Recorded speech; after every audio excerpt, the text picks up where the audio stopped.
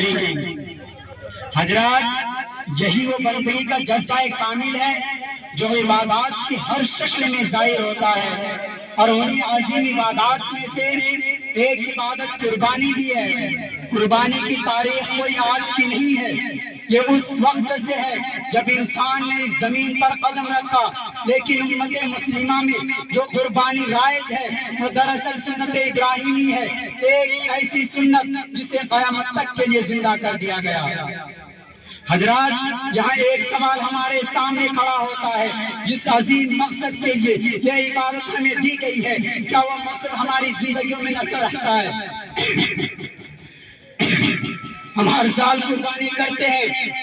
چھری چلتی ہے، خون بہتا ہے، گوشت تقسیم ہوتا ہے، لیکن اگر اپنے دل سے پوچھے کیا ہم نے کبھی اپنی خواہشات کو ذبح کیا ہے؟ کیا ہم نے اپنی انا کو قربان کیا؟ کیا ہم نے اپنی مفاد کو اللہ کی رضا پر قربان کیا؟ حالانکہ حقیقت یہ ہے کہ جانور کی قربانی کا اصل مقصد یہی تھا کہ انسان اپنے نفس کو قربان کرے، اپنی خواہشات کو اللہ کے حکم کے آگے جھکا دے، اپنے وجود کو اللہ کی رضا کے تابع کر دے۔ اگر یہ کیفیت پیدا نہیں ہوئی تو سمجھ لیجیے ہم نے صرف جانور کو ذبح کیا ہے، قربانی کی روح حاصل نہیں کی۔ محترم سامعین، قربانی صرف تسجیل جا کا ایک وقتی عمل نہیں ہے، یہ ایک فکر ہے، یہ ایک تحریک ہے، ایک مسلسل جد و جہد ہے جو انسان کی پوری زندگی کو بدلنے کے لیے آئی ہے۔ اس فکر کو صحیح طور پر سمجھنے کے لیے ہمیں تاریخ کے اس عظیم ترین نمونے کی طرف رجوع کرنا ہوگا۔ قربانی کی تاریخ کیا ہے؟ میرے محترم بزرگوں اور دوستوں، کہنے اور سننے میں یہ بات بہت آسان معلوم ہوتی ہے کہ ایک باپ نے اللہ رب العزت کو خوش کرنے کے لیے اپنے پیارے بیٹے کے حلق پر چھری چلا دی، مگر اس کارنامے کو انجام دینا، اس کام کو کرنے